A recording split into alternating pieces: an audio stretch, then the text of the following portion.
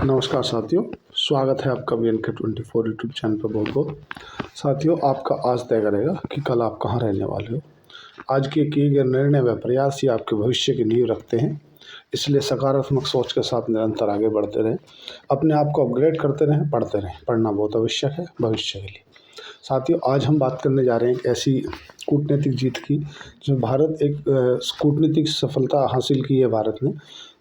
दरअसल साथियों, बात क्या हुई थी, अगर हम बात करें तुम्हारा 8 नवंबर 2024 में जो भारत के विदेशी सचिव हैं वो अफ़गानिस्तान का दौरा किया था, और उसी दौरान जो है पाकिस्तान के जो प्राइम मिनिस्टर हैं उस समय पे, जो बांग्लादेश में उस समय से अभी वर्तमान में से निर्वाचित व्यक्ति तो है नहीं, वो जो बांग्लादेश को संभाल रहे हैं वो तो एक तरह से कार्यवाहक हैं कि भाई जब तक चुनाव नहीं हो जाता जब तक उनको कार्यवाहक के हिसाब से सौंपा गया है। तो भारत को अस्थिर करने के लिए साथियों उन्होंने क्या किया था कि उनको सैन्य मदद देना, सैन्य ठिकानों को अच्छे से अपग्रेड करना, या उनको कुछ पॉजिटिव वे में, ताकि भारत की जो स्थिरता है, भारत की जो संप्रभुता है, जो उसको खंडित किया जाए कहीं ना कहीं। तो ऐसा पाकिस्तान की तरफ से भारत पे विनाश करने के लिए, एक तरह से नुकसान पहुंचाने के लिए बांग्लादेश को सपोर्ट की जा रही थी। कब की बात है ये? लगभग नवंबर के आसपास की बात है। उसी समय पर भारत के विदेशी सचिव हैं, उन्होंने 8 नवंबर को अफ़गानिस्तान का दौरा किया था, और अफ़गानिस्तान में जो तालिबान की सरकार है उनसे बातचीत की थी।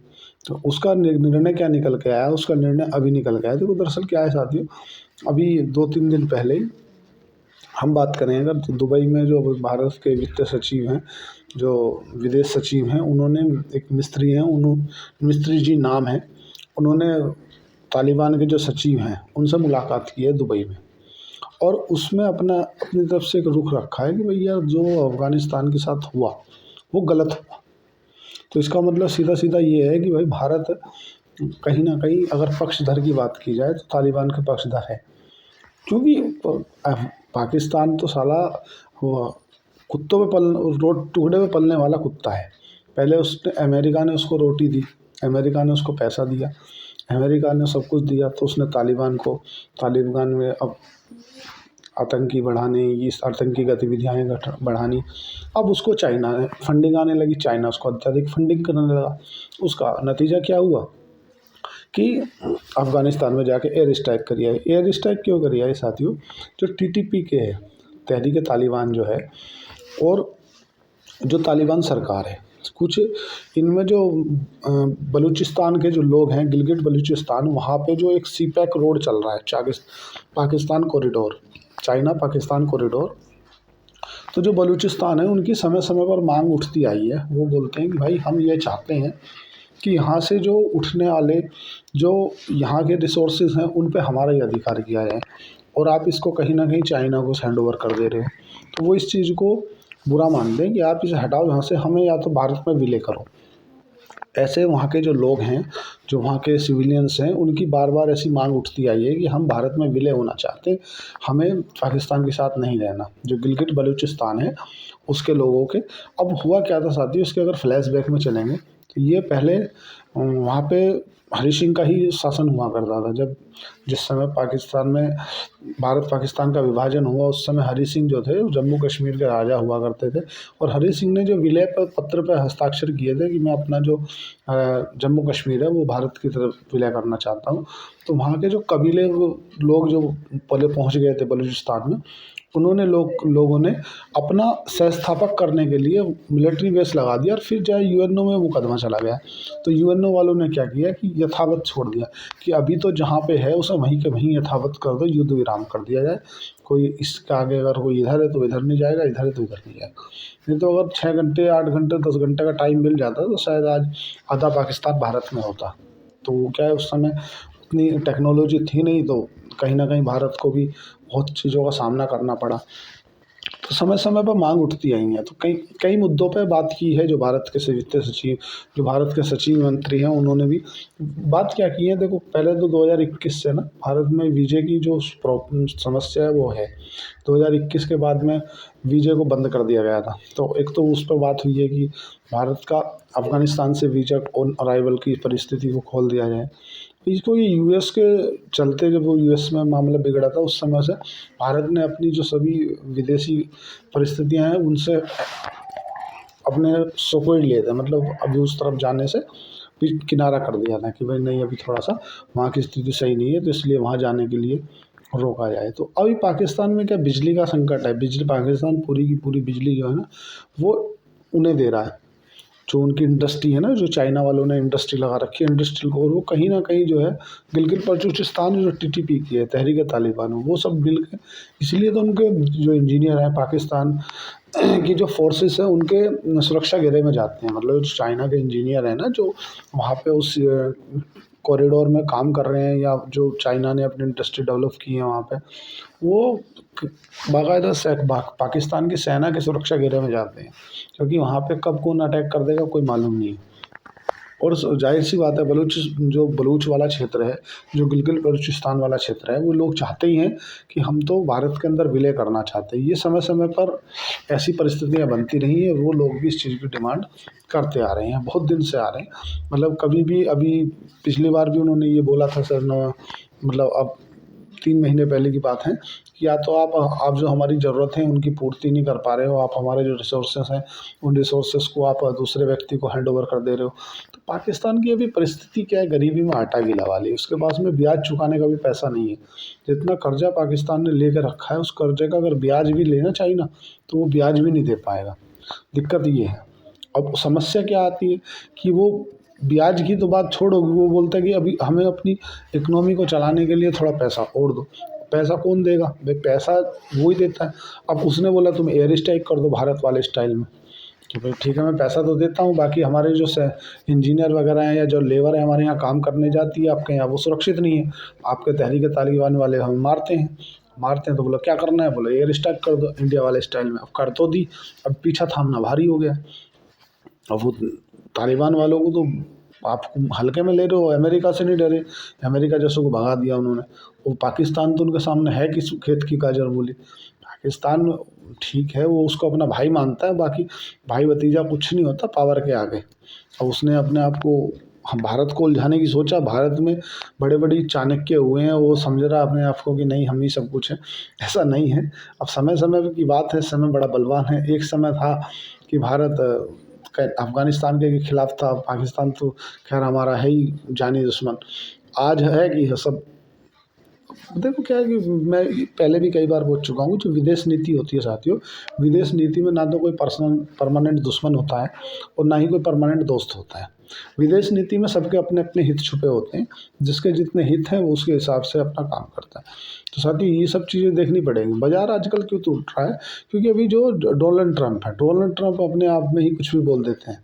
कभी भी वो आके ज़रा सी फुशकारी मार देते हैं कि यार मैं तो कनाडा को 51वां राज्य बनाऊंगा। कनाडा मतलब नहीं, पनामा मेरे को होना, ग्रीसलैंड मेरे को होना। मतलब ये पता नहीं चल रहा है डोनाल्ड ट्रंप का कि अभी वो अब सरकार नहीं संभाले हैं। 20 तारीख में वो अपनी शपथ लेंगे, लेकिन 20 से पहले वो कितनी 20 लोगों की निकाल देंगे पता नहीं।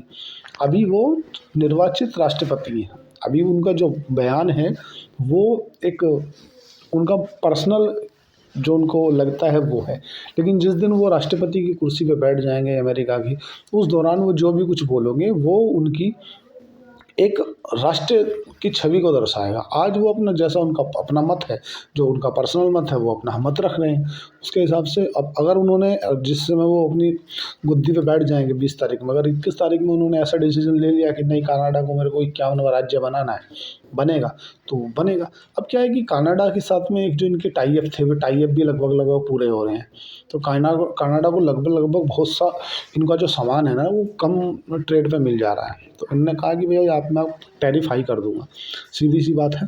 टैरिफ हाई का मतलब क्या साथियों, पहले समझ लो। टैरिफ हाई कुछ ऐसे वर्ड्स होते हैं जो आप नहीं समझ पाते। भाई मैं आपको कोई सपोज करो एप्पल है, एप्पल का मोबाइल मैं आपको 54,000 का बेच रहा हूँ, है ना। 54,000 का मतलब ये हो गया कि भाई मैंने उस पर 15% का टैक्स लगा रखा है और TDS वगैरह लगा करके 50,000 का बनता है, 54,000 का मैं आपको बेचता हूँ। और वही एप्पल का मोबाइल अगर मैं दुबई को या भारत को या तुम्हारा अफ्रीकन कंट्री को या तुम्हारा ऑस्ट्रेलिया को, जहाँ भी बेचता हूँ, अगर सेम मोबाइल मैं तुम्हें 54 का बेच रहा हूँ और लोगों को मैं 70, 72, 75,000 का बेच रहा हूँ। किस लिए? क्यों? इसलिए कि आपको मैं सस्ता इसीलिए दे रहा हूँ कि आप मेरे पड़ोसी हो और सबसे करीबी हो। उससे सबसे ज़्यादा जो फ़ायदा लेता है कनाडा उसको आउटसेल कर देता है। इधर से लिया, दूसरी तरफ से उतार दिया। वो वहाँ तुम्हें 72 का मिल रहा है, मैं तुम्हें 68 का दे दूँगा, 15,000 वो कमा लेता। तो उसने बोला कि या तो आप टैरिफ हाई करो, नहीं तो मेरा 51वां राज्य बन जाओ।